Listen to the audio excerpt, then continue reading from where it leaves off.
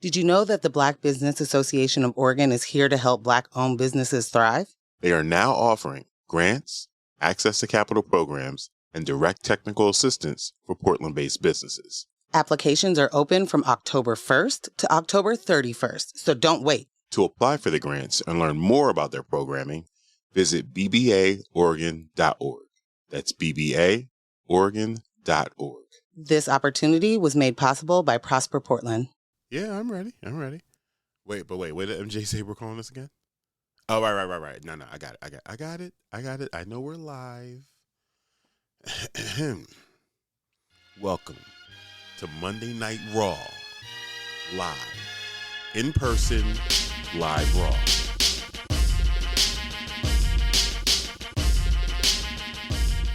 It's about that time. Welcome back to News of My Fiance.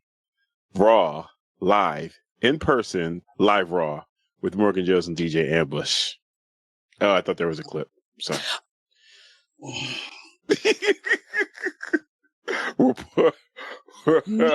No. Okay. I don't have the clip. Okay. God bless America. I'm sorry. Okay. That's what I was trying to tell you when I asked if we could be heard before. Oh. I didn't. Well, didn't get maybe it. we can get the clip to Kyle and we can add it in post. Yeah, certainly. Sounds good to me. It's Monday Night Live. Thank you for joining us. Be a part of the text chat fam squad and join the conversation in the chat. We're remote today, but always a huge shout out to Spirit of Justice, the We Out Here magazine, for hosting us every other Monday. Well, no, I'm sorry, every Monday. Yes. Mm-hmm. Kisses to my Mrs. Michelle for keeping our quality controlled. And of course, Jess, Kyle, Ross, hope y'all are having a wonderful night off. It's never the same without y'all. And a big thanks to all of you for watching, listening, and staying engaged with us. Before we get started, fiancés, I want to quickly introduce you to something big. Big. Okay. Before the rest of the world gets their eyes all over it, just take a moment to like, subscribe, and hit that notification bell to get in on the ground floor of this exciting opportunity. Make a difference today by sharing this and backstroke in your profits later. Huh? It does sound like you're selling them a multi-level marketing scheme, but it's okay. Because I'm not. Okay. You can also become a member over at patreon.com/newsofmyfiance. Whether we're just meeting or we've been going together, there's levels for everyone. From freebie friend zone to XX. Is that just double X? Kisses? Help us expand our community and show. Hit the patreon.com/newsofmyfiance and choose your relationship status. Nice. Let's get this quality time popping. Man. Yeah. I was trying to get some things new, fresh in there, and then didn't finish. And that is what, my ADHD looks like. It happens. And we're going to be all right. So for anyone wondering why we are remote, I am abroad. Ambush out of the house. He is living in his new bedroom. And that's that. Start the rumor now. Right. You can see how far it goes. Sorry for interrupting the Batman. It's quite right. Quite all right. I am abroad. Work trip. Also spending some time seeing some family on the East Coast. So it's been really, really good. And because we are fiancés, I feel like this is a safe space to say, I really miss you, babe. Oh, you miss me? Yeah. Man. I miss you too. Jeez. This is very much a work trip. Yeah. I know it's a work trip because there's hardly any communication since you've been gone. Oh man, since you've been gone. Sorry. Kelly. Real quick. How mine would be when I was in New York. Sorry, that's all. Yes. Real quick, JC Trooper in the chat chat says, what does on time mean? What does it even mean? Jordan, I literally have no idea. Oh, that's a big assumption. I hope that's Jordan. I mean, time, construct, made up. What are you going to do? I'm not even paying attention to that. But yeah, it's been a whirlwind of a time so far. First stop, Newark, New Jersey. Second stop, DC. Third stop, Baltimore. Fourth stop, Chester. Fifth stop will be New York. Then back in the old PDX. Yes. It's been amazing being able to spend some time with family, see my nieces and nephews, see my parents. I am currently, my studio for the evening is currently my little brother's bedroom. When I was in high school and they were in middle school, they shared this room. I see. Yeah. Yes, it's very comfortable in here. And now it's the guest room. No, absolutely not. No, that's what you said. Yeah, thank you. Room. Oh my gosh. Real though, we miss you over here. And you have been doing a wonderful job.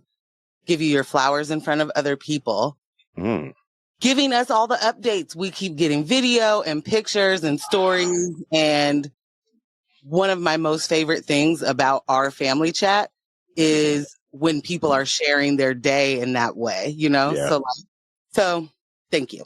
It inspired me to give y'all, a few pictures of around here while you're not here. It's been fun.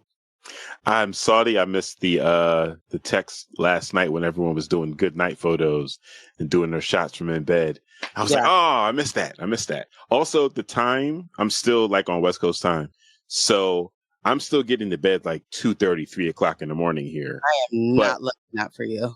Right. Because then the challenge is I can't sleep till like 10 or 11 because then I'm missing quality time. So like I got to get up, still got to get up like 8:30, 9 o'clock. It's just, yeah. But we're making it work. You've had no rest is all I'm hearing.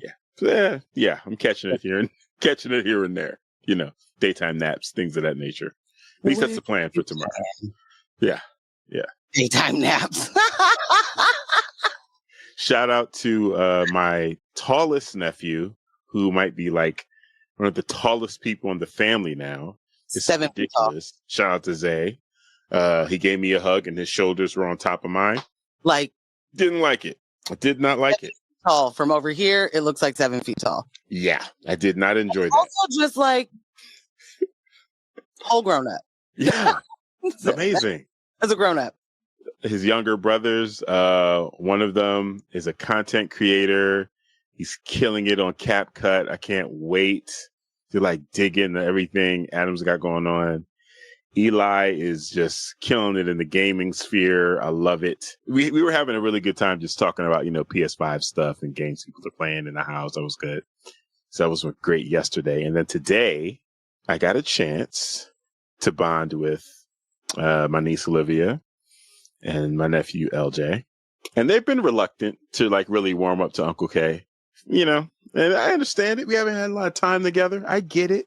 Makes sense. But today, me, Uncle K, I left with high fives. I got high fives from both of them. Okay. Yeah. And then after I left, that's a win for the whole trip. Like nothing doesn't really matter what else happens. Nothing tops it. Nothing. Yeah. And then after I left, my sister told me Olivia was just going crazy. I'm looking forward to Uncle K coming back because he said we're going to have a water balloon fight. And I really want to do that. You got it. Liv. Water balloon fight. I feel like he'll come back without a face. Like it might be the winter. What you want, Liv, he gets it. That's about correct. And then I also got a chance to bond with Nathan and Kaya. It's just been, me and the kids. Just tops everything. Just nieces and nephews are amazing. They're absolutely amazing. It also helps when you're the coolest uncle. I don't care who's watching. I don't care. Shout out to my siblings. I just, gauntlets be getting thrown down. People be cutting sprays. They didn't even know. They were like, let me support my brother. Wow. Like, that's how we doing it when you come home? Yeah. That's how it goes down. That's certainly how it goes down. Indeed. Well, yeah. Well, so you're been around the world and I. Indeed. And And what are we going to talk about today? Okay. Like, just throw out, like, right? Isn't that the format of this show? I think It we is. say what we're going to talk about, and then we hop into move on.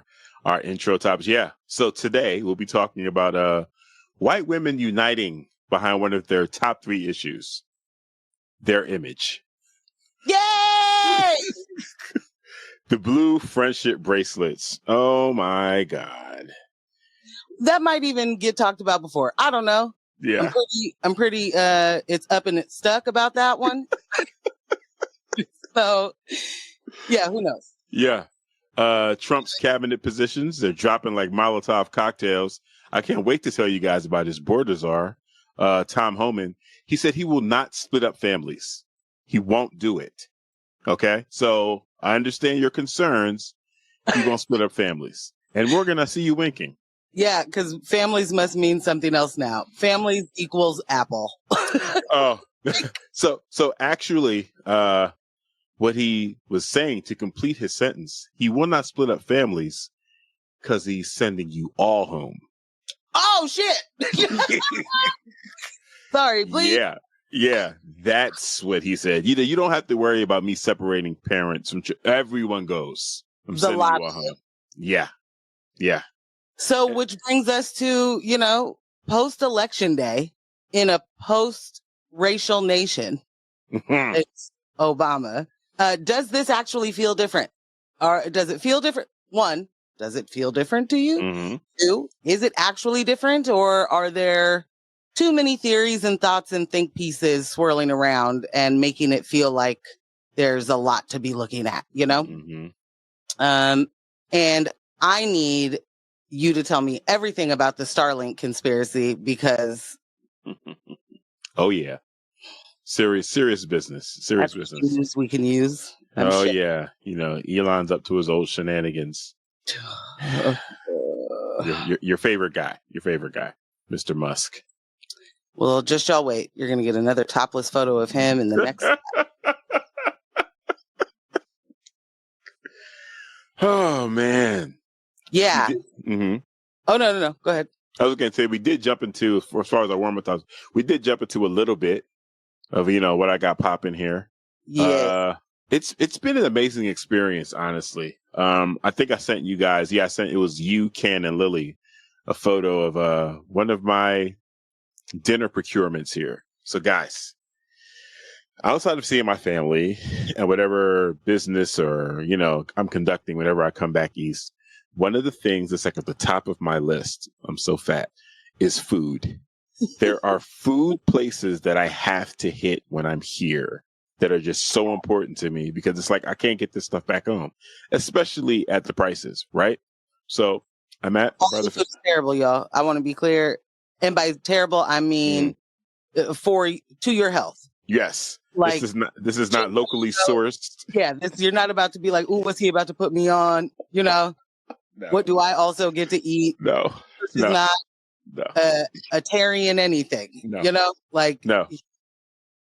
It's not locally sourced. It's not artisanal. None of that. I'm not doing any of that.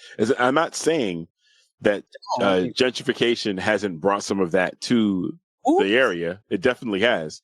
I'm saying I'm not coming back home to deal with that crapola. That's not what you're here for. That's not what I'm here for. Absolutely not. So there was a spot in Maryland called Bangin' Chicken and Fish.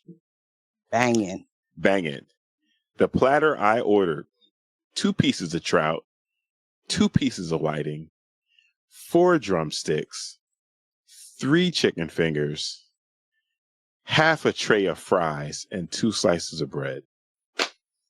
$22, $23. That's enough food for me to bring home and feed me, you, and Brianna. Easily. So good. 23 USDs? Yeah. Unbelievable. The beef patties, we buy them frozen, where we used to from that one location, and it'd be 2 for $5 frozen. Right? So you're paying $10 for 5. Right. Box of beef patties here, $10 for 9. What are we even talking about? You can buy them cooked still for about $2.50. How much is a cooked beef patty in Portland? $6. Listen, $6, number one, if you lucky. if you're lucky. And that cooked $6 beef patty been sitting there all day. It's correct. It is not this is a great beef patty. It is, damn, this is the end of the day beef patty. But it doesn't matter what time it is. Nope. $6 beef patties do not taste good. Guys, it's the simple things. It really is.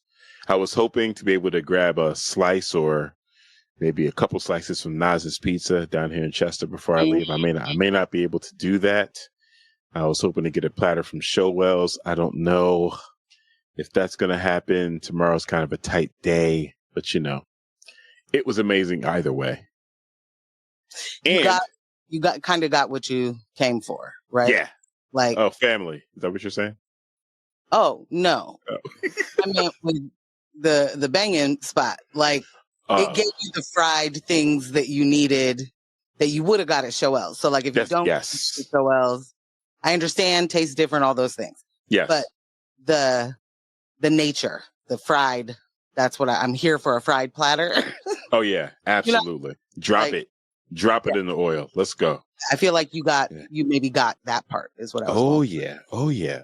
And then shout out to my dad. It was his birthday today. It is his birthday today. Happy birthday, Pops. We celebrated yesterday, so it kind of threw me off, but certainly happy birthday, Dad. He made me a amazing Nigerian dish for dinner tonight. So good.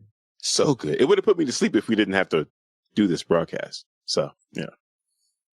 There's Are you that. saying it was, or? There was some okra, pounded yam. I believe there was some shiitake mushrooms in the soup. And I'm not sure if that was a goat. It might have been goat. But there was tripe still attached to it. It was just delicious. Delicious. And then my mom, shout out to Mom Dukes, my mom made dumplings this morning. Not the fried dumplings I know how to make. The boiled dumplings that I don't know, the steamed dumplings that I don't know how to make. She made those with some saltfish. Okay, so again, as you can see, guys, my priority is eating. And then, I'm knocking it out the box. The best part is they're not disappointing, Like on his own birthday celebration, he was like, I'm going to make you dinner tomorrow. Just exactly. Big wins for you all around. And I don't know if you see this, babe. Runs in the family. Who likes to cook for other people on their birthday? Well, this is true. Tis I. Absolutely you. Yeah. Yeah. I do want to give a shout out to our subscribers. Did you see what our count is at? Oh, I did not. Okay, don't look. Do you remember what our target was for the end of the year? We wanted to end the year and be at 200. No. No. I'm sorry. What was it? Just 100.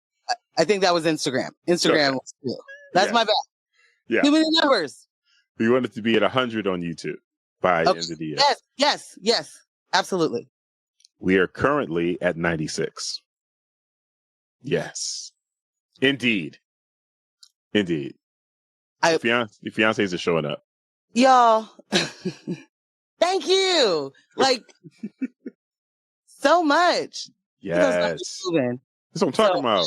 I am taking the approach of a watch pot, don't boil. So I have no idea. I don't look. I don't know what those numbers are, which is actually not the way you're supposed to do it. Right. Does not allow you to actually create a plan or implement a plan. So no. Guess who's going to get their head in the game in 4 months? Michelle gave me props for the food descriptions and the meal breakdowns. Listen, I'm glad to know it is important to other people. It really is. Ooh, I'm coming back with all types of meal ideas. I do appreciate it's like the way that you talk about food and describe it is the way that like Kaylin will give a review on a very spot. Right. What seems like an encounter that meant absolutely nothing to her. It'll be like, this is the best boba shop I've ever traveled to. And then upon entering, and then like the most detailed, amazing thing. Yeah. So hard to agree with Michelle. Way to go with those scripts. Yes. So it's been a good trip so far. hoping to come back with a bunch of pictures. I have the time I just spent with my sister. I feel like a horticulturist at this point, like just Well, us. okay. How about you slow down? I mean, there's green thumbs, then there's what I got now. Green What? down to the elbow. Oh. She has educated me so much. Her houseplant collection, fantabulous. Bananagrams. And I'm only seeing it via picture. The air quality in that home, I can't even imagine. I can't imagine. That's And why then- the babies look at you funny. They're like, you smell like old air. I don't Right. Where are you coming from? Are you okay? And then I go downstairs to see some other plants that she had in the basement. And I enter my brother-in-law's lair. And as I'm coming down the steps, Here. because when I tell you what's down there, you're going to say it's a lair for sure. As I'm Okay. coming down the steps, the first thing I see are 2 glass collector's cases full of action figures still in the boxes. Oh. I come down the steps. There's 2 arcade consoles. Oh. There is a gaming rig. Then there's shelves full of collectibles. I said, how did I not know? Were you like, honey, I'm home? Definitely. Do I live here now? Sorry, guys. Yeah. So I'm going to talk to my niece, Olivia, figure out, get some lease options from her. Yeah, lay of the land on how she would move forward with your rental agreement. Exactly. Figure out, just how exactly she's going to let me, move in there and get that all situated. Michelle, don't you dare threaten me with a good time. Michelle said, we're going to be having the fiance potluck. Don't you start. Ooh. Don't you start. Okay. Well, that's obviously going to be the next thing we have to do. Yeah. Oh I my think. gosh. It'll be the retreat all over again. I'm like, okay, I'm doing the hokey pokey right now. I have a left foot in and a left foot out, but we'll move on. Yeah. As I ruminate. Okay. All right. So I see in here, you said, starting November 12th, any vehicle that doesn't display at least one license plate and the vehicle identification number, VIN, will be automatically towed in Portland? Yes. I don't know. There are moments where I just feel very silly. Like, aren't I looking at the news all the time? How come I'm just hearing of this thing? And then it'll be like, we've been talking about this for months. So huge apologies if y'all are like, Morgan, this has been going on. Right. But seeing that basically they're giving PBOT the authority to, without any warning, if there is a vehicle without a VIN or license plate, you're supposed to have both license plates on at all times. Right. Lots of people, because lots of people are transplants, they'll have the back, not the front. But if you don't have a license plate at all, it's a pretty hefty ticket, I think, if you have one missing. I got it once. And it totally like when you moved back from another state. Like, I didn't even notice there wasn't one on the front because there's always one on the front. Right. You just assumed it was there. Yeah. I just assumed it was there. Anyway, if there is not one, if there is no license plate, if there is no visible VIN, then they can just tow your car. And that is supposed to, like, I don't know, give the parking officials the ability to clear out a car that shouldn't be there. That's breaking a rule. Like, it's just, So I'll say this. VIN, okay. To be clear, I'm not okay with it at all. But coming from a place of, trying to navigate what you're attempting to do here. Right. If the VIN isn't visible, many things could be the cause of that. Like, if the VIN is removed, that's a different conversation. The VIN not being visible could simply be a piece of mail. Right. A piece of mail could be there covering that. That's no big deal. As far as the license plates, I cannot tell you how frequently I have seen cars in Portland with no rear license plate. And I'm like, I wouldn't dare drive around like that. Like, what? I think that might be part of it. So I don't know how I feel about this in total, like I don't know enough about it to have major feelings, but usually when something is giving more power to the state doesn't normally work out well for the people. Right. Now, when it comes to like abandoned cars, and I do understand why cars need to be towed. I understand why some cars don't have an address that there's no address for it to end at. So all of the time it takes and whatever to be able to alert people. I think I also understand that. So I get that you would need to move cars. I get that there needs to be a rule on the books to do that. It just I just feel like this is, and maybe I just feel like we're just continuously punished for being poor. Like it just feels like another thing that people are going to have to deal with, yeah. Yes, you should obviously have license plates. Yes, you should obviously have a VIN number that you can walk up to the car and see it, I guess. Like, right. People should obviously also have insurance. And we know that people run from scenes of accidents all the time because they don't, or they, right. I don't know. Yeah. There are regulations we absolutely need. I am not a libertarian. I'm not like, everybody will just do their best behind the wheel. Right. Right. Or do the right thing if there's an accident. I'm not at all saying that. And I think cars need to be registered, So I get it. I also am like, you know how much money it costs if your car gets towed and it's there for more than 10 minutes? Like, how is that person supposed to ever even get?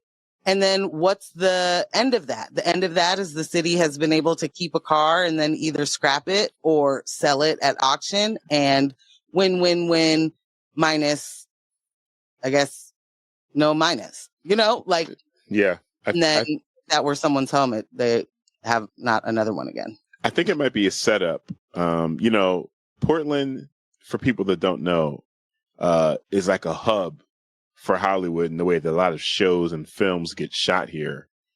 I don't know. This might be a ploy by the Events and Films Office to get Portland Parking Wars going here. Wow. It could be. It could be. I'm looking at this at all angles. Another thing I'm seeing. Say you, car owner, you're tired of this car. You don't want to deal with having a junkie. You don't want to deal with having to get it towed. It's broken down. The transmission is gone on you.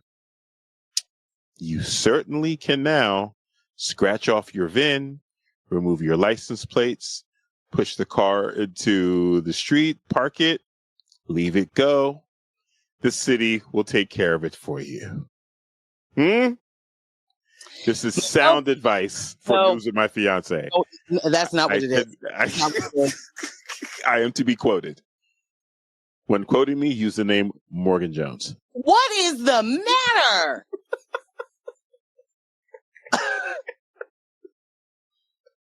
What?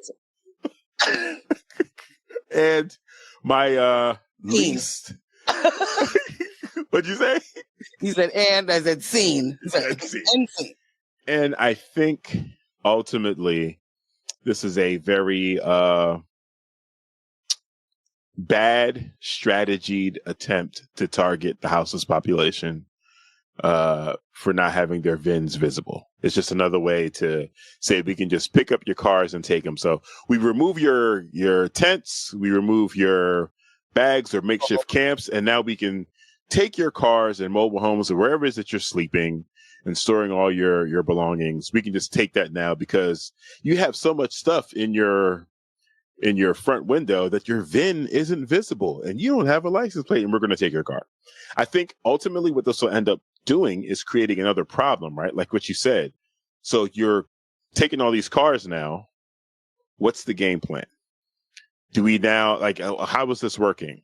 Where are they being stored? How long will they be stored before they end up getting crushed? It just what's happening here? Well, So, and when you, oh crap, I just forgot what I was saying. When you tow the car, here, let me go back to, I was going to say what Michelle said. She said, is it expired plates or just no plates? Recovering stolen cars is at least sort of good, but we all know car campers and, car campers will be targeted. Yeah, will be targeted. absolutely. The way that we are treating this crisis is just for show, right? So if you're able to clear a bunch of cars and a bunch of campers, the people whose issue with homelessness is seeing cars and campers and tents, those are going away. So that obviously means those people have also gotten homes or live, Right. are living wonderfully in a shelter. Like, I feel like it's the kind of thing that helps you get to another performative measure of just clearing the streets to appear that we are then doing something with, Right. I do have I don't have the full story. Sorry, y'all. Mm. I am going to get my life together, but I also am not going to subscribe to the Oregonian. So, yeah. This was just like oh man. This is from Shane Dixon Kavanaugh. Portland's ranked choice debut causes voter engagement to crater. 1 in 5 who cast ballots chose no one for city council. In East Portland, the city's poorest and most racially diverse quadrant, it was 29%. And 11% of residents who voted sat out the mayor's race. That, along with I don't know if you saw this yet, but AOC had thrown up like, for the people who voted for me and Trump, or voted for Trump and then down ballot voted for Dems, tell me why. Seeing the answers to that and seeing this, I really need someone to tell me, with climate change in mind, where is it that we can become a happy, healthy society? Because it's not going to be in America.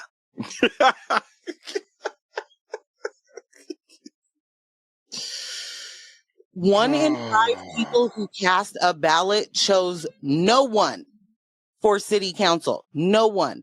I want to be incredibly clear. People say they want change. They get 10 more boxes on a piece of paper and they're like, but not like that. In what regard was this too hard? I am struggling. It's one thing if you guys were like, oh, I absolutely don't want none of these people, or I know them in real life and they're awful. Maybe that means something. How in the world do you just go, I'm not going to vote for city council? You're only voting for your own city, like your own representation. You're not voting for anybody else's district. What do you mean? I got your answer. Thanks. I got your answer. So it's really an indictment on Portland voters. That's what this really is. So don't come in here making Renee Gonzalez be right about even one thing. Sorry about that. Go ahead and continue with that in mind. So, like you said, you're only voting for your district. However, each district had, close to 20 people running for city council. Certainly. For your district. Yeah, I think ours had the most, but I don't know. Yeah. So when you open that ballot and you see all these names and you don't recognize them, you don't feel safe or confident making a decision. This isn't like, guessing on your math test and just filling bubbles in and spelling your name or making a shape and figuring out, hey, I mean, isn't it chips fall where they may? I think it is literally let the chips fall where they may if you're just like, meh, not even going to do it. Right. So I think what this is a reflection of, an electorate who did not take the time to even get familiar with the candidates to be able to make a decision. This was easy. This was really easy because we were paying attention to who our options were. So it was very easy for me to discount people that I did not like and certainly did. You only had to rank the people that you wanted to have a chance. Therefore, you didn't recognize a single name? Well, whose fault is that? Here it is. The system has given you more options and a better way to be represented with your vote. And you choose not to participate because, ooh, what? You know, I hear you, and I am forever and always going to have a hard time blaming individuals for what I think is partly purposeful from, if not all purposeful, from power. So like, we know that there were multiple politicians who did not like that we voted for more options and a more democratic way to elect people. So it is absolutely in line and consistent with the way that we have treated many things. Is like, I mean, the information is there. We may not be hitting you over the head with it, but like, aren't you curious enough to go find it yourself? We are changing the way we vote. And I'm not saying that there weren't efforts to talk about ranked choice voting. There were efforts before we voted for it. Yeah, many efforts. To the point of, there's groups of people that are engaged, there are groups of people that are not, and for varying degrees of why they are and aren't. And we can't assume that this is people just like throwing their hands up and being like, I don't care because I don't know any of these names, or whatever the reason is. It is, no matter what, the result. Like that, the end result is having not voted for that, not participated. And we are in this weird space. And I don't know if it actually is weird or what, but it's like, we're going to give 10 years to terrible policy before we even allow ourselves to critique it. But we won't give you half an hour if we think that this could actually help somebody. So like, it's going to be interesting to see how quickly people are like, see, it didn't work. So people didn't even read it. People didn't do this. So let's repeal, let's replace, whatever. Like, it behooves power to have us have less choice. So it's not weird to me that they did not spend a whole bunch of money to tell us how we can be in more control. Yeah. Show of hands for people in the room that think that ranked choice voting in Portland would be repealed.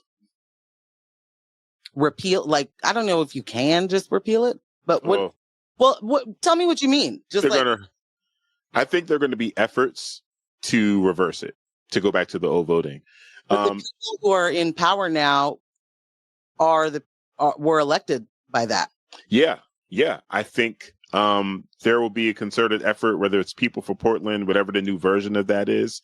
The fact that we have a name too. It's like the fact that right-wing donors put so much money into this race and effectively got zero results. This does not work for them. This is not going to fly. This is not going to fly. Absolutely not.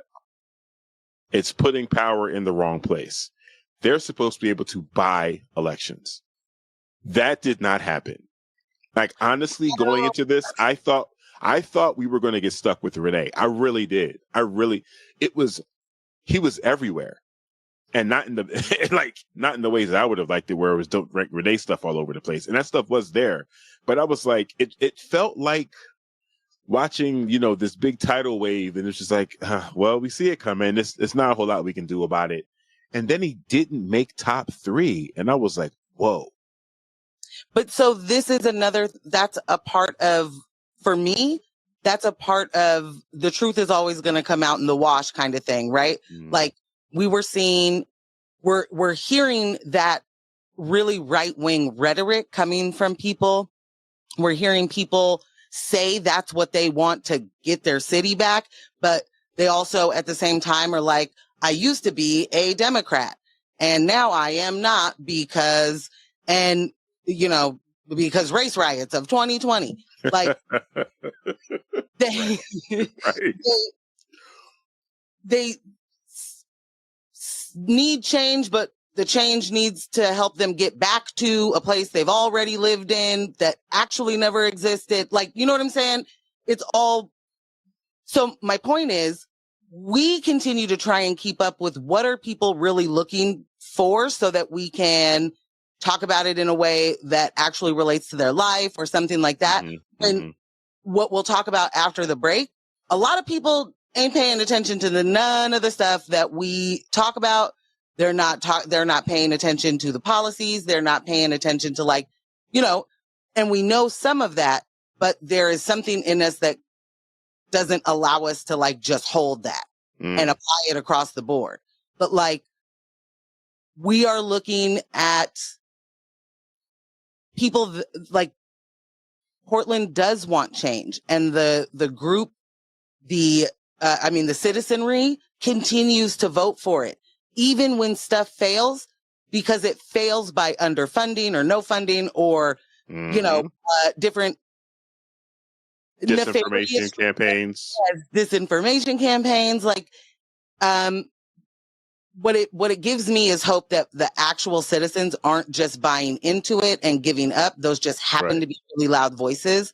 And yes, that's going to embolden and empower people that should not be running for office because they think they're the smartest person in their closet. And so they're going to show up and tell everybody that they've got every idea. And if you only listened, but that doesn't mean that the people listening are, that it's resonating with the people that are listening.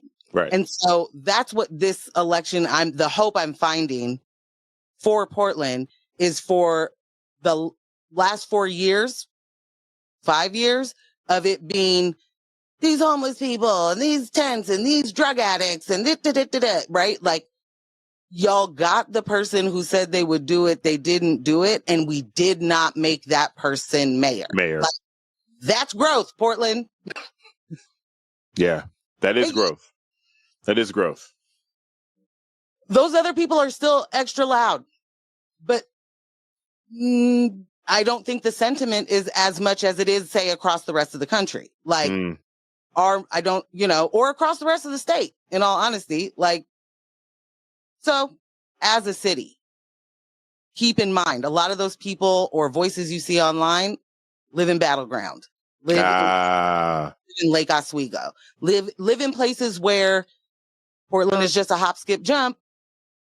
And when I hop, skip, jump over to that city, I don't want to see you pores. Like, yeah. Anyway, it's time for real quick though, thinking about what you were saying, like relating this back to the car removal stuff, right? It looking at this from the lens of them targeting the houseless population.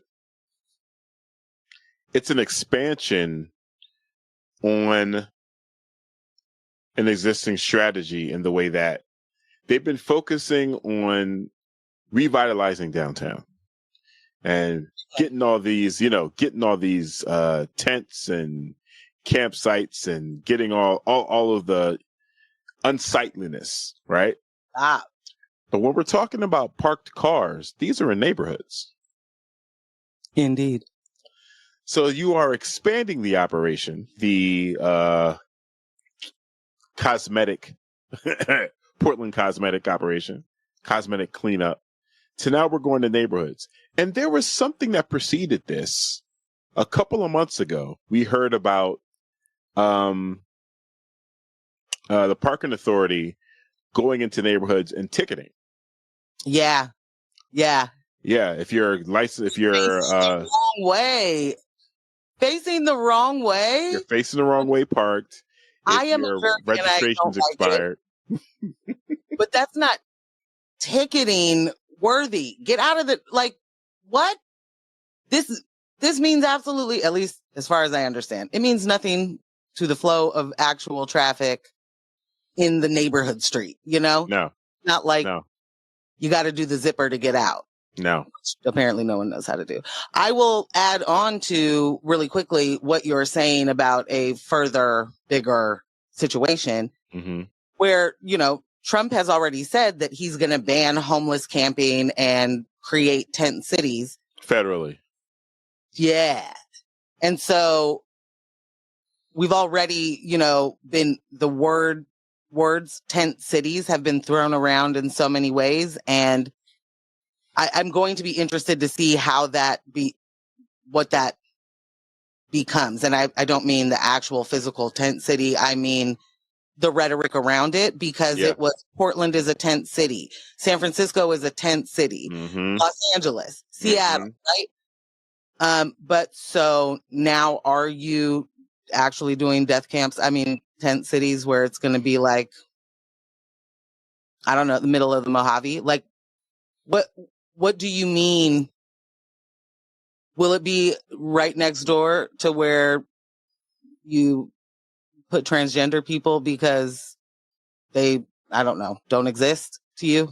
Like, but you got to find a place to put the people that don't exist. Like, what in the world are we doing? Anyway. Criminalizing. As one of the producers of this show, I must insist. Yeah. We keep some of our time. You are correct. You are correct. It is time for the break. We will be back in 10 minutes. Hopefully you won't hear us talking when we think our mics are muted. No, I'm all over it. It'll never happen again. Watch. I'm so good. Please never say never. Okay, I make them promises. We'll catch you after the break.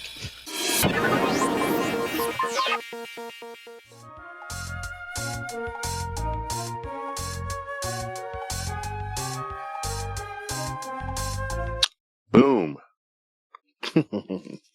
And we're back. Caught in the act. We're back. We made it. We are back. We are back. Thank you for everyone that is tuning in. And again, man, we're at 96 subscribers, so super shout out. Okay. So here we are. You wanna get into these Trump appointments? Ah, boy, oh boy, oh boy. Yes, I do. I want to find there we go. I mean, I don't. It's some scary stuff, man. It's some scary stuff. Hope you guys are holding on tight to your knickers. So I'm going to just try and, we're going to try and give you an idea of who some of these people are. Which way do you think this should go, Amber? Should I just list the people and the little itty bits, and then you give us the lowdown on our one borders are? Yeah, let's do it that way. Okay. So we've got one Susie Wiles, who is going to be his chief of staff. She was not previously in the administration, but did serve as his advisor and campaign manager for this successful campaign. She has extensive experience in Florida politics and was pivotal in helping Trump campaign. I don't know any controversies about her just yet. Like, I feel like there will be, or whatever. But so we've got Mike Waltz, national security advisor. Was not previously in the administration. Is a 3-term GOP congressman from Florida.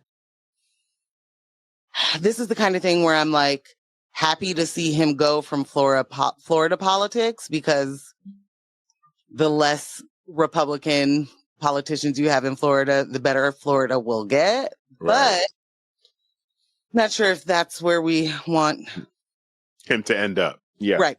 So he has served multiple tours in Afghanistan, held a policy advisory role at the Pentagon under Donald Rumsfeld.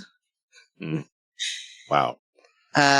Known for his hawkish stance on China. He advocated for the U.S. to boycott the Beijing Olympics. I wonder why. Absolutely nothing to do with, you know what? I'll just leave it. Wow. he has incredibly strong views on China and Iran, and that align closely with Trump's policies. And so that's going to be interesting to see the national security advisor, who is red scaring and Muslim scaring himself. Exactly. Yeah. Tom Homan, I won't go too far. I will just say now the borders was the of U.S. Immigration and Customs Enforcement, otherwise known as ICE, during Trump's first term. So go get him. He's getting promotions. This is a guy with the zero tolerance policy that led to many of the separations at the border. So we'll get to him. Elise Stefanik, I don't know if you, my fiancés, my bays, if you have been tracking that name. It's been around for a sec. Currently, or is she currently a New York rep? Very influential sort of GOP leader, and vocally supports Trump, always has. She will now be the United Nations ambassador, and unsure what that experience is. What her experience is? Yeah. For being the United Nations ambassador. Her loyalty to Trump has raised concerns for many, to the extent of her ability to represent the U.S.'s interests independent from Trump's interests, is where I think that'll be an interesting thing to see. And then that slippery little snake, that little conniving son of a gun, the N-word himself, Stephen Miller. Stephen Miller is I don't know that he calls himself a Nazi, but he is definitely he's certainly a right-wing extremist. Yeah, but so much more. So much, because right-wing extremists can be for reasons. It can be for I like how you said reasons. they're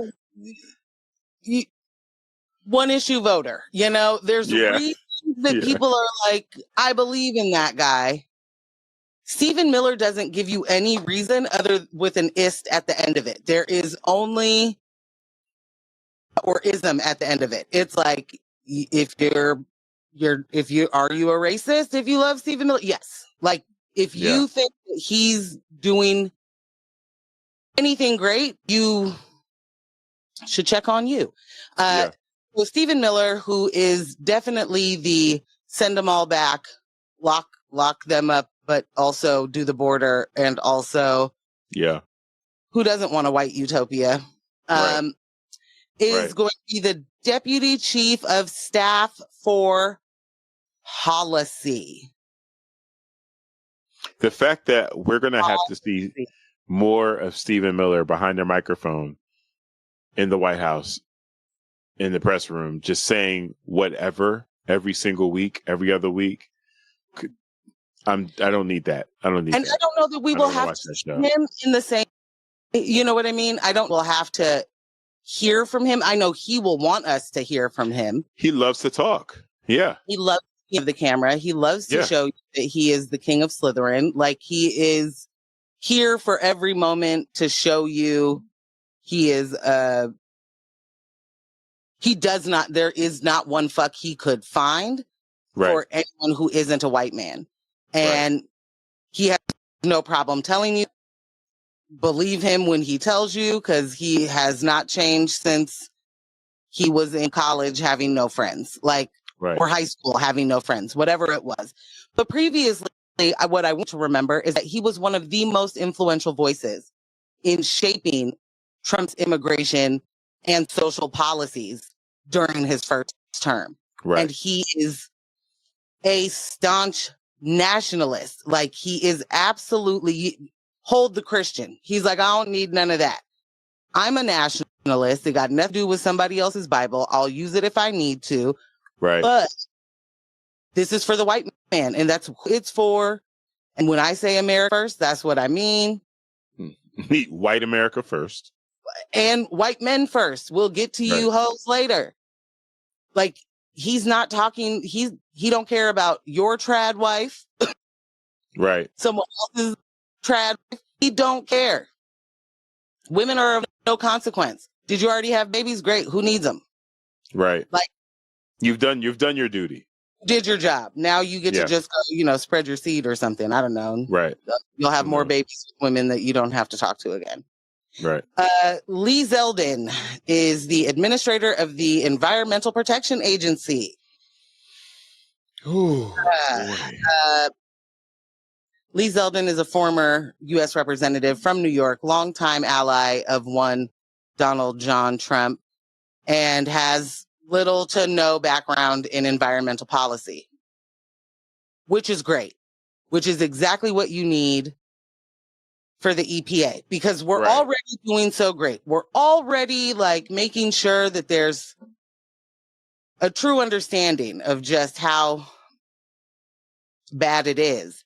We're going to now have a person who is going to say things like, let's just restore our own energy independence and all of that. Let's bring in all the coal. Right. Yes. We're definitely going to need to get right back to those jobs that give you black lung. Right. Oh, Lily just hit the chat. She's clutching her blue bracelet. We're almost there, lady. No, Lily. Way to save it. So it's interesting. I find it interesting that a lot of the people that you named did not serve in Trump's administration before. Trump doesn't have the same vice president. A lot of the people that previously served for Trump have spoken out against Trump. So, I mean, there's no door for them to come back into the administration. But as a Trump voter, how is that not a sign of some sort that people that were previously in his administration are not just, I don't want the job.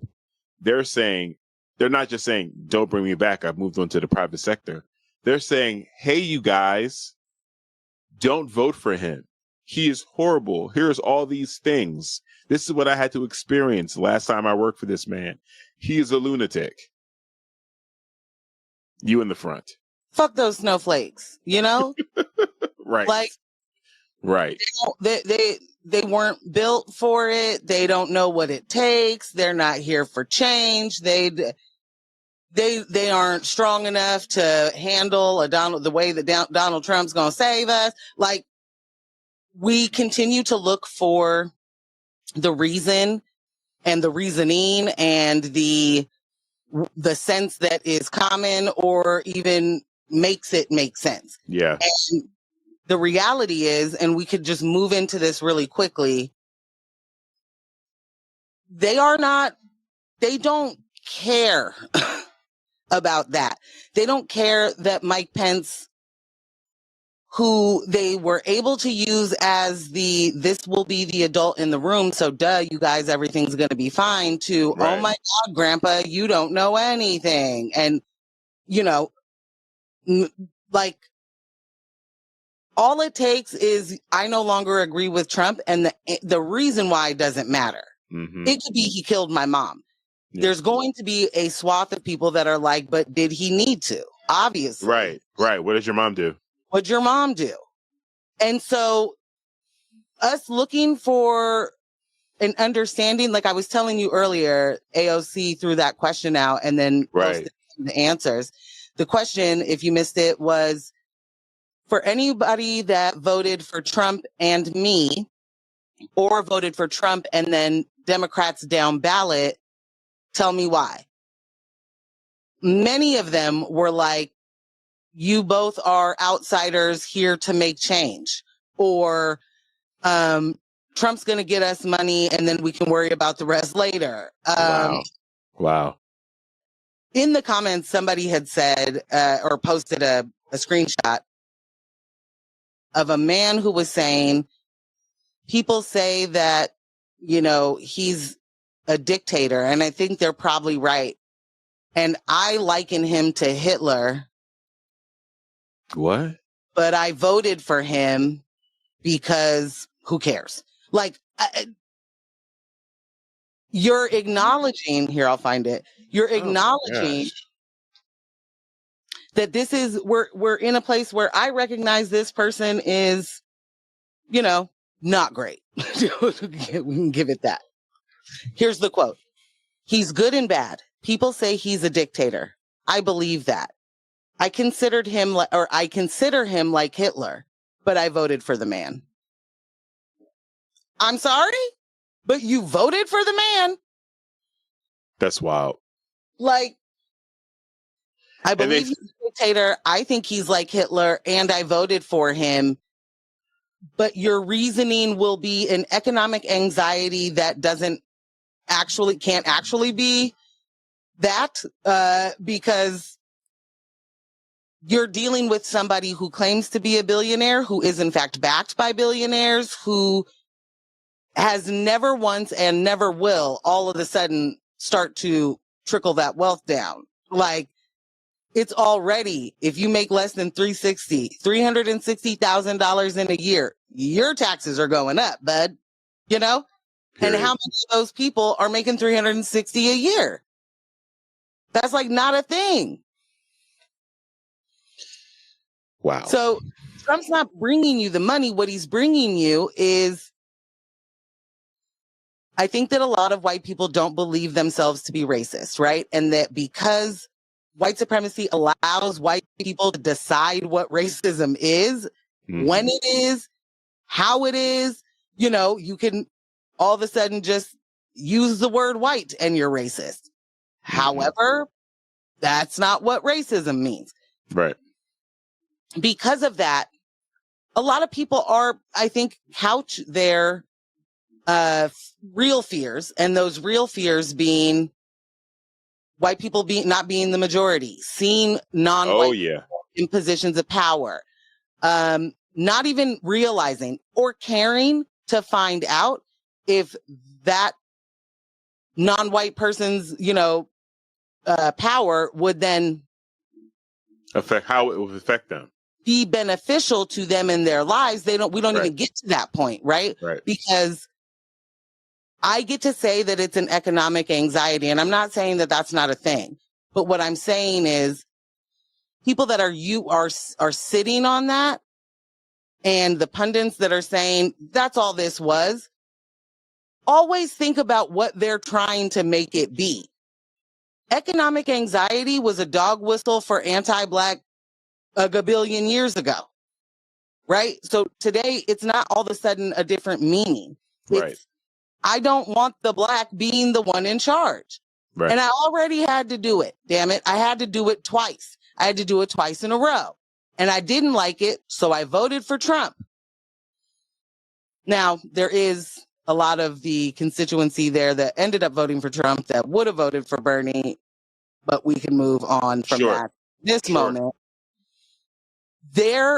He is able, like there was a woman on The Daily Show, and she said, the clip went viral of her saying, like, Trump has been able to get to, his gift is getting to the heart of what people want, even if it's something they don't know they want. So he is giving them I know that you want someone to fight for you. He's obviously not fighting for you. Right. I know that you can't afford to live your life. I'm going to fix it. He's not going to fix it. No, not at all. You want someone to hear you in the same way that in the way that you don't have to say those things. You want to feel heard. Yeah. You want to feel heard, but you don't. I honestly do believe that there are quite a few people, because you, as a white person, don't have to ever think about race in the way that anyone else does. You don't ever have to. You can just leave it there and tell us that it doesn't exist, you know, like, because in your life, you are not impacted. And so you don't think that you're being racist when certain things are happening. Obviously, not all white people. I think that he gives them not just doesn't just embolden them to like be racist, but I think we are uncovering what those things really are. Oh, you really are a misogynist. Oh, you really are. You know what I mean? Like, yeah. there are, when we think about how men talk about women versus how they talk about their wives, their girlfriends, or their daughters, or mothers, we can learn really quickly that many men only love the women that they know or the woman that birthed them. Other than that, we ain't got no time for you hoes. And so people don't think that that means they're a misogynist. They don't think that they dislike women. They have women in their lives. They protect women. You know what I mean? I think it's the same too for what you were saying about racism, right? And how that shows up. And you and I talked about this before I left. Shout out to FD Signifier, a video I saw of his that identified also the classist, what's the word looking for? Seduction of what a Donald Trump supports, represents rather. So there are people that, like you said, they just feel safer, right? Voting white. If you're a white, you just feel safer trusting the white man, no matter what this person is promising, whether they have the ability to promise this or not. From a class standpoint, you do have members of our populace, of our electorate, that look at the perceived rich leaders as the smart ones. They're the ones that deserve to be in power. If we have these rich, powerful, perceived, intelligent people to be in power, then I'll be okay. They'll take care of me. Yes. So it's that king serf dynamic. All hail the king. The king will constantly bestow us. He will protect us. He'll make sure our borders are safe. He'll make sure the knights are slaying the dragons, and we'll make sure that we have bread and fruit and whatever. Like, it's that. Yep. So, like he was saying, that it's not so much that some of the poorer Trump supporters and more rural Trump supporters are saying they love him because he's smart at business and he's going to make them rich. No. It's just enough that he serves that purpose for them. He puts them back in position, like, we got this guy. Don't worry about it. Don't worry about it. I got you covered. I'm rich. I'm white. I'm powerful. You're none of these things. But no, in doing what I do, I got you covered. Trickle down economics. And even the whole covering. Right. Because like you were saying before, with the economic anxiety, it's a dog whistle. It's a false flag. How can you have economic anxiety and not know enough about economics to know that this man here is the answer? He is the hammer that is going to drive economic anxiety and like, Allen Iverson is the answer. Oh, AI. Allen Iverson will always be the answer. The motherfucking problem. Yeah. That's what he is. He is the reason that you even have to have anxiety about not just your economics, but the economy as a whole. Yeah. Sorry. I was coming around the corner on that analogy. I mean, the fact that you have The Economist, this magazine has never endorsed a candidate. Right. Is that okay? They were saying Kamala's policy is far better than what Trump is proposing in every shape, form, or fashion. What Trump is going to do will cause a crisis, not just for the U.S., but a ripple effect around the world. And people are like, I voted for Trump because I have economic anxiety. Because she's gonna ruin the economy? Y'all. Bruh.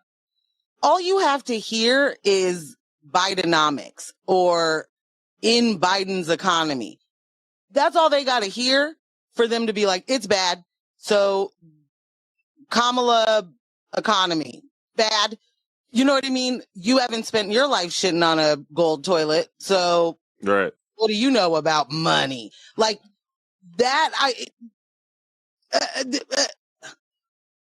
also, it isn't money.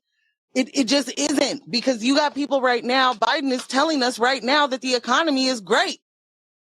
and you may not be able to afford groceries, but maybe your neighbor Right. is swimming in it. Like, Right. good, bad, it is subjective, honestly, because each person is thinking about their own pocketbook. They're not thinking about what it means for the greater economy. When you tell someone the national average of something and they're like, that's not what I pay, you either missed what I said, right? Or don't understand what any of this means. Like, we cannot base how we do economics on a global or a national level on how you do your budget at home. You also want to know how I know you're sexist and racist? Ooh, tell me.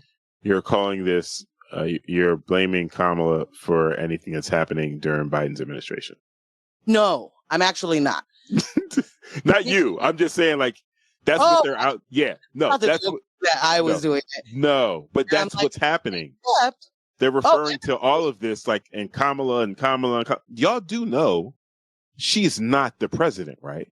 But she's the vice president, and Joe Biden is Weekend at Bernie's. So actually, she is. She's been the president for 4 years. Right. That you know, Amber. There's literally isn't a, because here's the thing.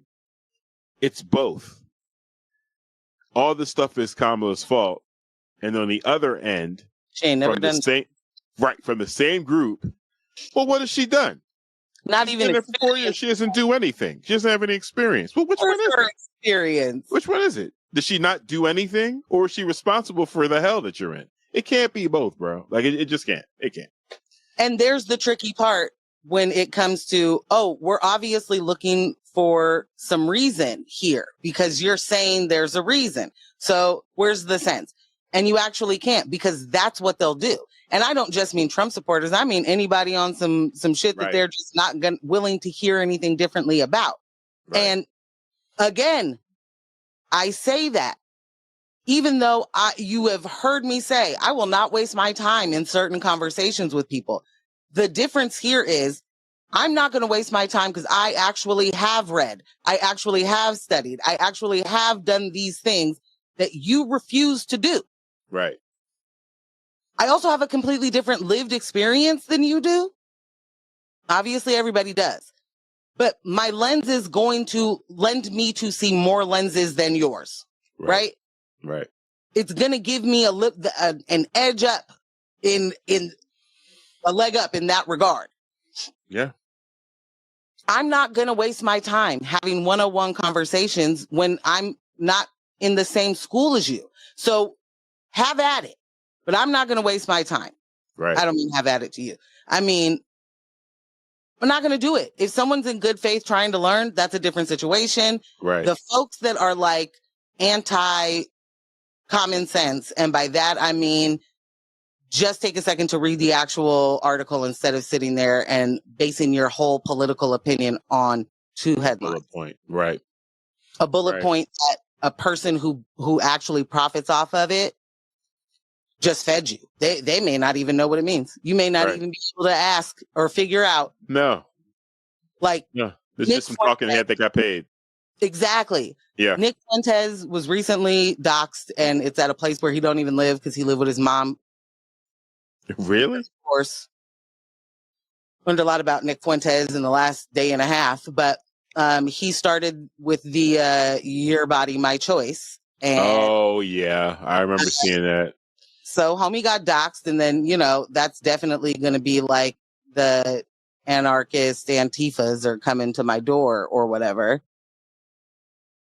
I'm confused as to how it took that long, but go ahead. Big saying. I'm sorry.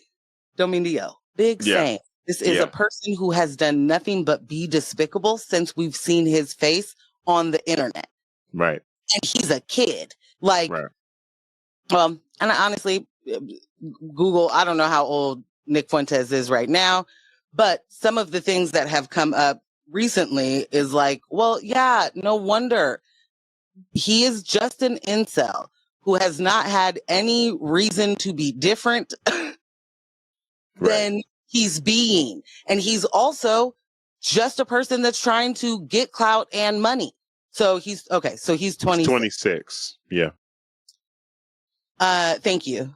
So he has said the only reason he became a Trumper in the beginning was because it was profitable. Mm. And now he's spent so much time in the red pill universe that he is actually a fascist. Right. And is actually actually you got to kill all these people. Okay. Yeah. Or you have to unalive all those people. Right. He's there now. There is no, what's the conversation? Haha, trigger the libs, trying to make a, change my mind type of thing. None of that. Mans is we're here to make sure that the women become property. Okay. Actually, shut it all down. Jordan said in the chat, he is 26 going on Joe Rogan. And there's literally nothing any of us can say that will top that. Thank you for listening. Peace be with you all. Jordan!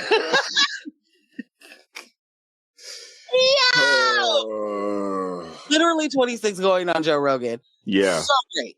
Yeah. Jamie, how old is Joe Rogan? Oh my God. His age is disinformation. Yeah, that's his age. His age is literally disinformation. His age is disinformation. All right. So we got a good amount of the show left. I want to make sure we can get to this Starlink story. But before that, the audience has spoken, and I do need you to educate the people on what these blue bracelets are about, because this shit's wild.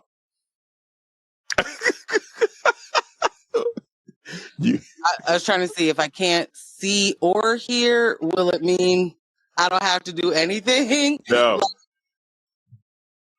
That literally, you look like Geordi from Star Trek. I mean, I'm happy that it turned out the way on top of my glasses, guys. Yeah. Anywho,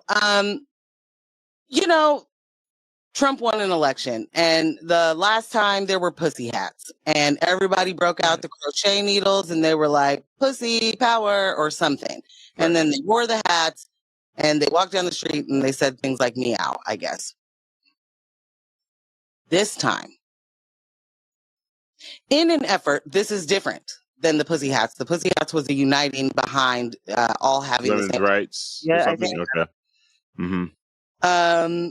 This time, the white women, and we've been here before, to be clear, you may remember Safety Pin Gate, but the white women are uniting behind making sure that everyone else knows they're not one of those whites, right?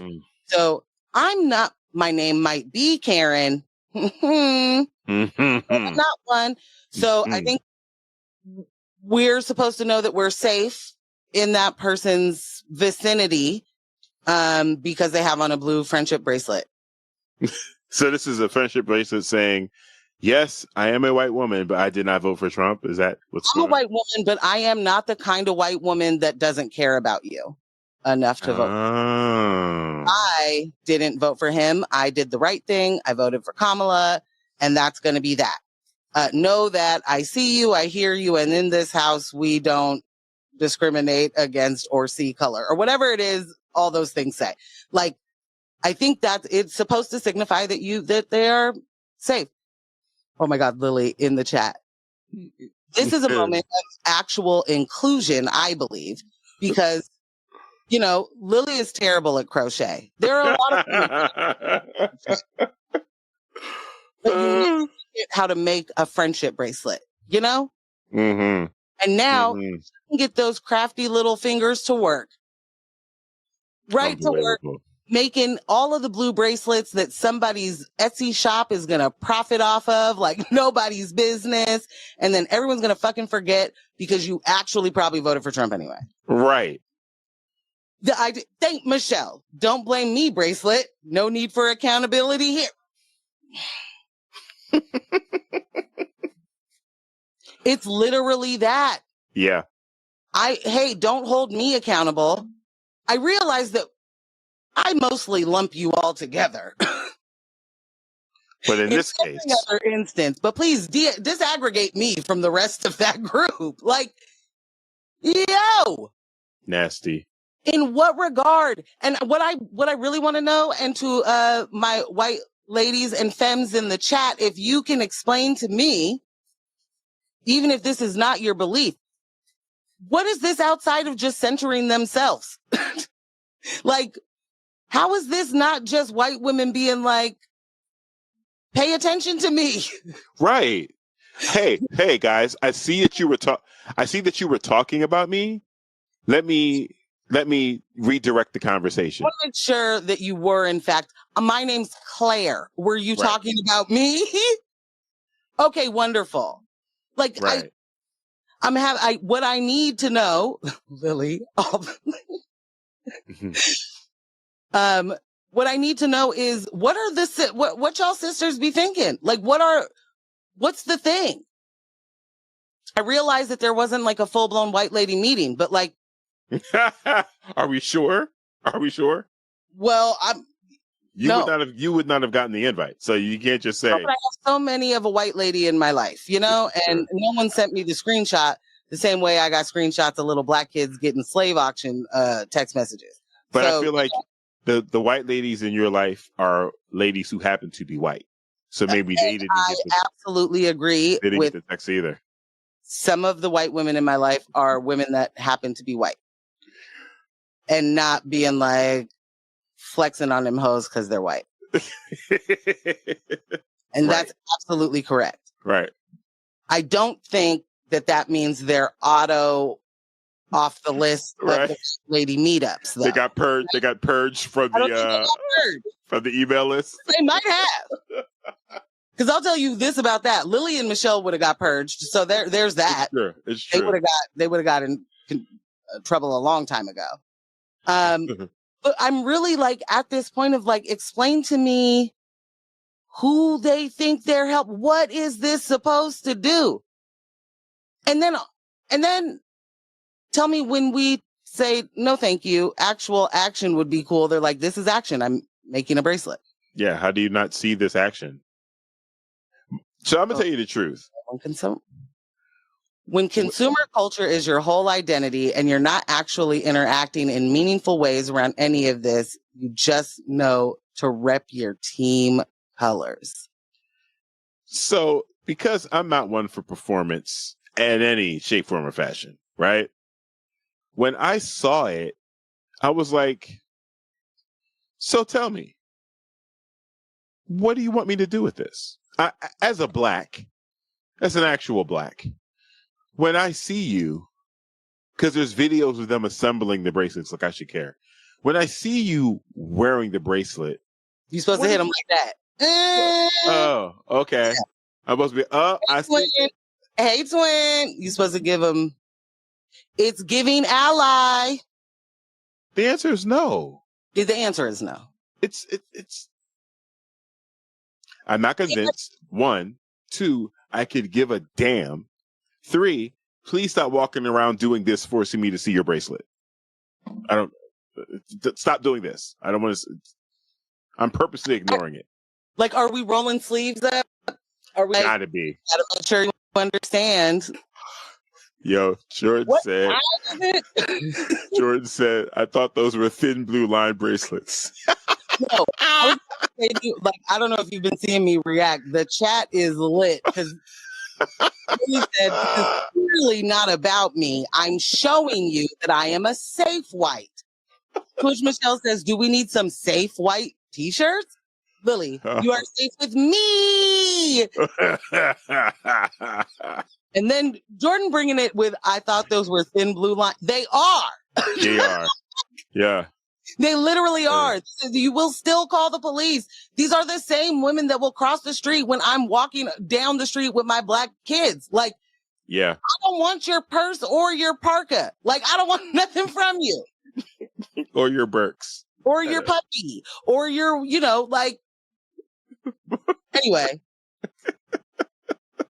And Lily, yes, we need you to make us safe white shirts. Because nothing like getting a little black labor to make the white ladies feel is what I'm taking from that. Wow. Y'all are lit. Thank you very much for hosting this show. I don't have any reason to be up here. Y'all are fucking hilarious. What's going to happen if the chat ever gets to the point where, like on Twitch, where it just be moving? Godspeed. I'm not going to be able to read none of that. Definitely going to have to hire somebody for that. They can't read it either. That thing be going too fast. Anyway, I would love when white people are like, what can I do? And to be very clear, and Ambush, you know this, and some of the people listening to this know this, but I have done this work, right? Where we have had these conversations and we're open and honestly talking about other people's roles in systemic oppression. I always have resources. If you ask me for them, I will give them to you. Right. When white people are like, what can I do? Depending on where you are in your evolution and growth and knowledge and all of that is how, what guides me to give you certain resources. If I give you a list of books to read, please don't come back to me and tell me you don't have time for that. Right. Please don't come back. You are listening to 18 hours of true crime podcast, babe. You can absolutely whine and chill while listening to how there's no great America for most people to go back to. Like, you got the time. You have the time, you have the resources, and what you're telling me is that you have the interest, right? Because what can I, as a white person, do means you are asking me, what action can you take? Right. If I give you actions and you're like, but not like that, what do you want from us? Am I supposed to give you just another list? If the first answer is just listen, can you handle that one? Because it's centuries of telling me that you can't. So what are we supposed to do? How about that? What I know for certain is y'all do not listen to us in the same way. And obviously, not all white people. Right. I don't, using your same analogy, if I'm giving you materials for you to go ahead and do the research, I've done enough. Like, if you're sincere about pursuing any manner of solution, resolve, any of that, that is literally your job. It's your job. You're the one saying you want to make change. Don't say you want to make change because I want change. Like, do you want to make change? Then what is the change that you want to see? And what are the steps that you're willing to take to do it? Like, you effing do it. These are the same bitches that are making fucking bracelets and say, be the change. Bitch, the change isn't a bracelet. Well, congratulations. It's not craft time. That's not change. So that's what I'm saying. Congratulations. If that's what you want to see as change, if that's what you view as change, understand that what you're not going to get from me is applause. Understand, I'm not going to give you the courtesy smile when you wave your blue lace. I'm going to look at you like there's something wrong with you. Because there is. Yeah, there's no reward. Ain't no rewards for that. You got a button that says that.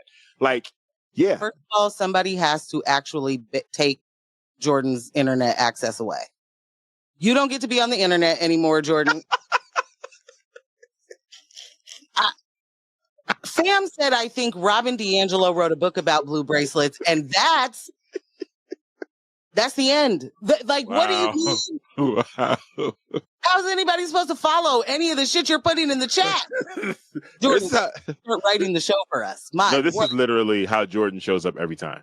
No, Jordan shows up every time. Never a moment. It doesn't matter. DMs, in person, comments. Oh my gosh. Fan. We may need to just think about having Lily, Michelle, and Jordan work on our script, and then we just move. Yeah. Free up my time, because y'all way the fuck funnier than I am. I absolutely cannot get over just how performative measures feel comfortable to so many people and feel effective to so many people. And like, would those be effective pieces of comfort to those same women? Like, does all it take is, you know, a purple fingernail for you to know I too have been a part of the domestic abuse? And so me and you, sistren, like, is that what, you know what I'm saying? Like, Right. is that enough? Is that all y'all need?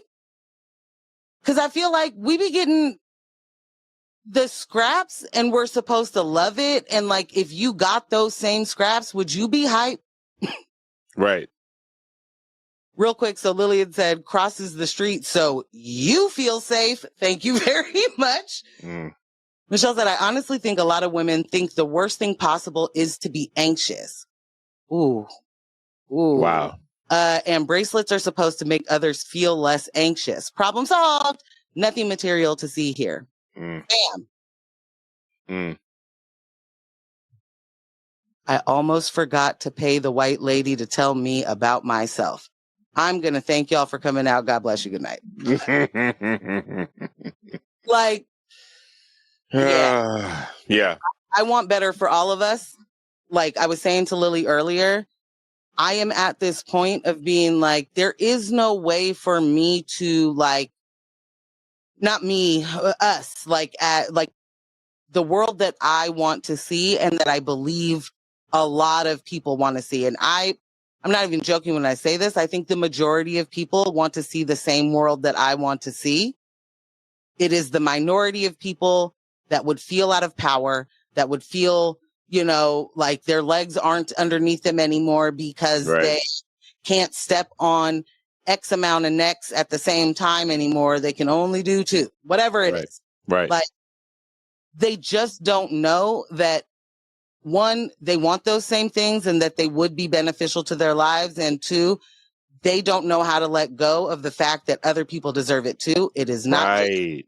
And so I keep thinking, I do believe that that's true, but I also know that white supremacy is strong. The game is tight. And there are a lot of people that will continue to just toe that line in the way of there's a hierarchy here and I know where I fit. And even in my misery, I'd rather be comfortable in knowing what it feels like here than what it feels like elsewhere. So I'm just going to stick right here and call it, you know, like we said, economic anxiety and, and move on. Like there's just, the word just left me. I think that we could, I don't know that we'll be able to unite. I feel like we had a shot at it. I feel like it looked like we would be able to do it. Different reasons and forces united against that. And at this point, I was saying to Lily, I don't know that we'll see that in our lifetime. So I don't know that I even want to continue trying to get people on board, you know? Yeah.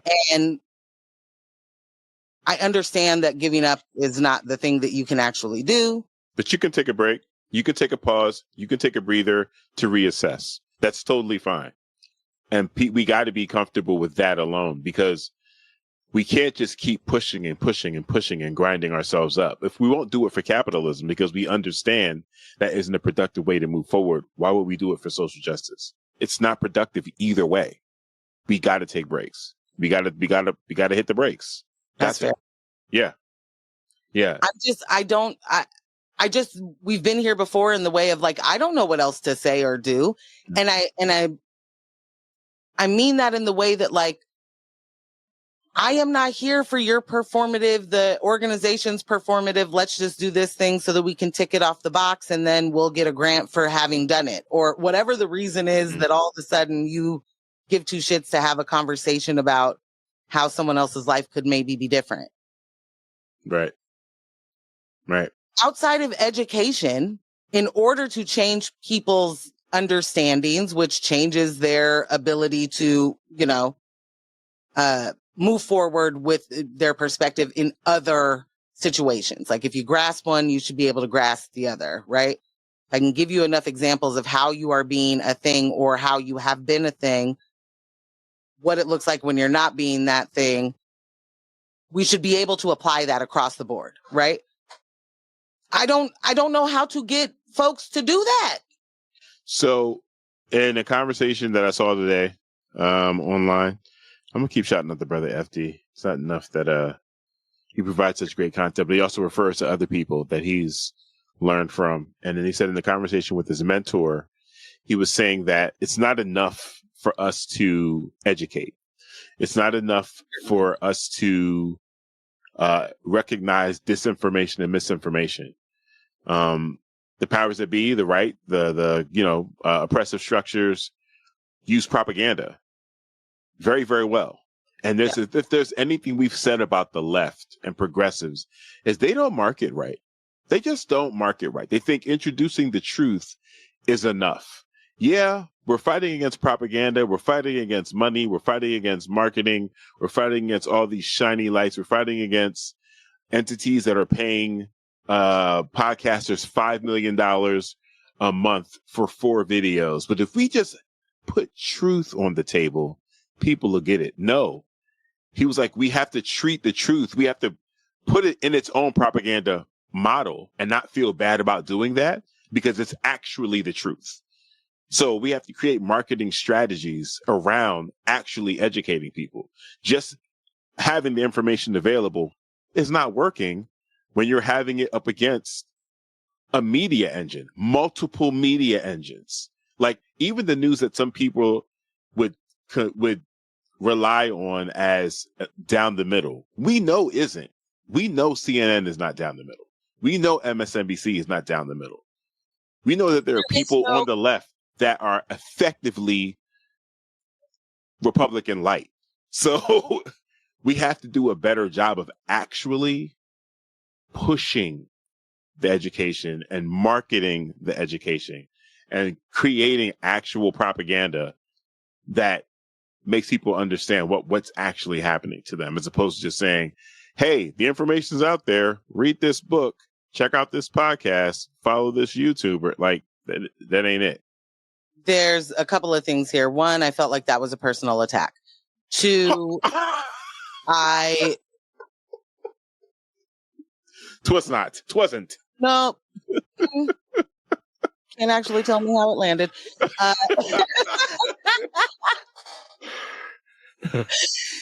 Two, I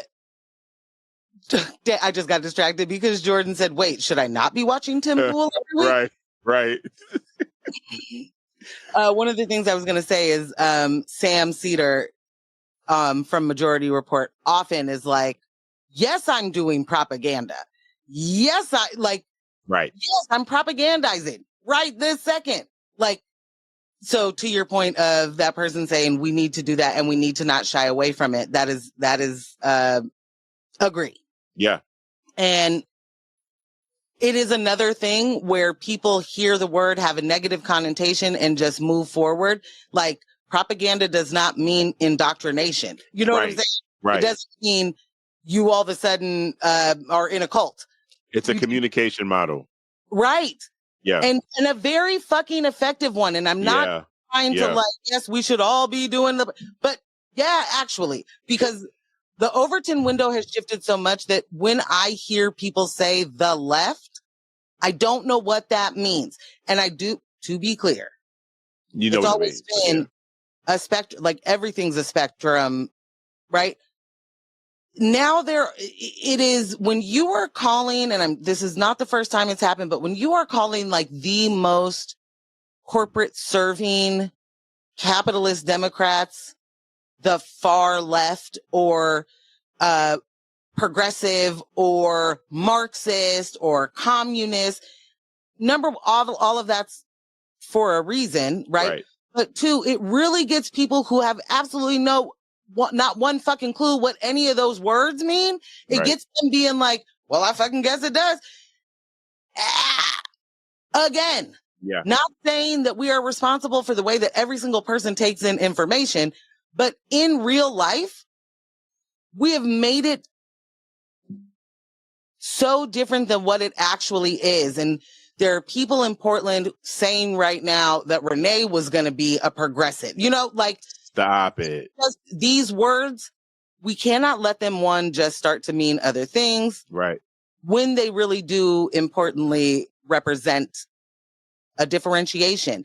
And it is important to differentiate yourself from what one group and what one voting block is okay with or wanting, because what we continue to hear from the Democrats is, I don't really want that much change. I just want it to be sweeter. And so I don't want that. That's not the world that I want. The world I want is not more bombs, but, trans people can use a certain bathroom. I don't want that to be, like, that's not it. Yeah. I want people to be able to exist who they are, as they are, when they are, without having these threats of not just political violence, but your careers, your relationships. Like, people are literally trying to extinguish people. Yeah. And how we're supposed to get to those folks and get them to understand that the world could be so much better, and you would never have to think about that other person or what they're doing with their dick or not, if you would hang out with some people that want something great for you. You know what I'm saying? Yeah. Yeah. Jordan has to get out of my chat. Where's our moderator? I would say this. All just the same bucket, and I'm leaving. If you're up against propaganda, to show up with anything less is foolish. Period. Why? It doesn't make any sense. I do want to absolutely right. I do want to run through this the Starlink story real quick so we can close out. Well, we're over time, so I'll be here for the rest of the night if you want. All right. Allegations are swirling on social media that billionaire Elon Musk, his Starlink satellites were used to tamper with the 2024 election results in favor of presidential-elect Donald Trump. The unsubstantiated claim suggests that Starlink satellites' internet network was connected to the voting machine infrastructure, facilitating interference. Yes. A 9-minute TikTok video by the account Theory77 first brought attention to this theory, which has since garnered over 1.6 million views after being shared on X. In the video, it's alleged that Starlink enabled vote manipulation in California and other swing states during ballot counts. Despite its rapid spread, there isn't any credible evidence supporting these claims yet. Election technology experts emphasize that voting machines are generally disconnected from the internet, with only a few jurisdictions using secure private networks for transmitting unofficial results post-election. Chip Trowbridge, CTO of Clear Ballot, reassured that these machines are built without network capabilities, including Wi-Fi or Bluetooth. Conspiracy theories involving voting machines gained traction after Trump's loss in 2020, culminating in a major defamation settlement by Fox News. I was going to say, sorry, go ahead. For promoting false narratives about Dominion voting systems. Now, Musk's involvement in the 2024 campaign, through endorsements and substantial financial contributions to Trump-aligned super PACs, has fueled new allegations. Musk previously cast doubt on voting machines, stating in October that trusting digital systems for elections was risky due to potential hacking. While his remarks amplified skepticism, experts and federal agencies have repeatedly debunked the notion of widespread election fraud through machine tampering. The latest wave of election-related conspiracy theories resurfaces familiar themes of distrust seen in past cycles, but lacks substantial proof. Election officials continue to defend the integrity and security of the voting process in general, overall, pointing out extensive safeguards and independent verifications of the results. Trump praised Musk and the efficiency of Starlink during his election victory speech. Weird. Highlighting the satellite's network role in aiding disaster-hit regions in recent months. SpaceX, Musk's company, had provided Starlink services in areas devastated by hurricanes, showcasing its utility in emergency communications. I've seen a lot of conspiracy theories all aiming at this. Whether Starlink's involved, whether, there's something going on within the specific counties, the fact that this is the highest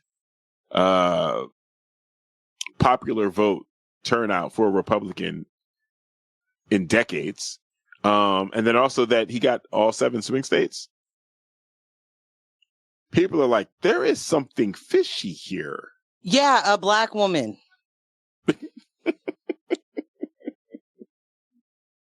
Oh, okay. First of all, heard it when I said it. I don't like it.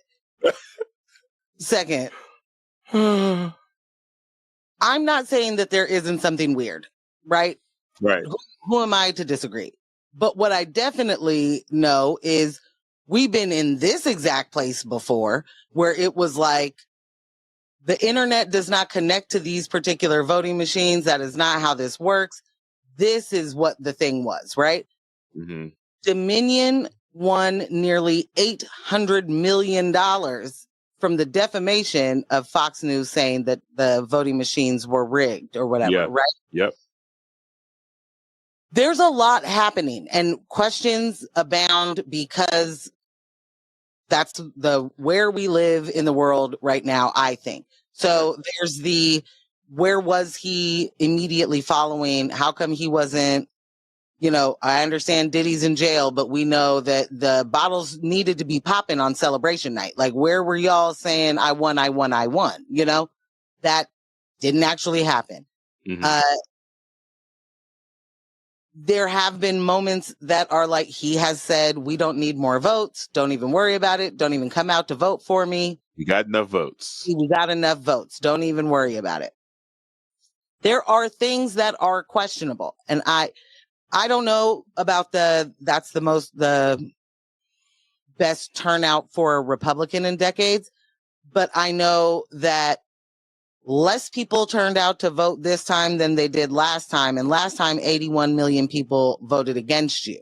Like, this is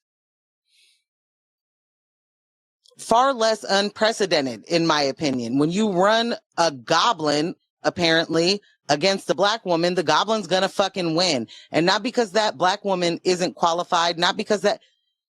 Let me also preface with, obviously, my name is Morgan Jones. Fuck Kamala Harris. It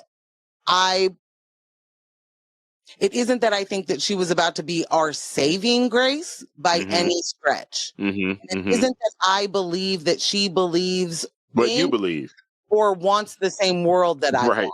Right.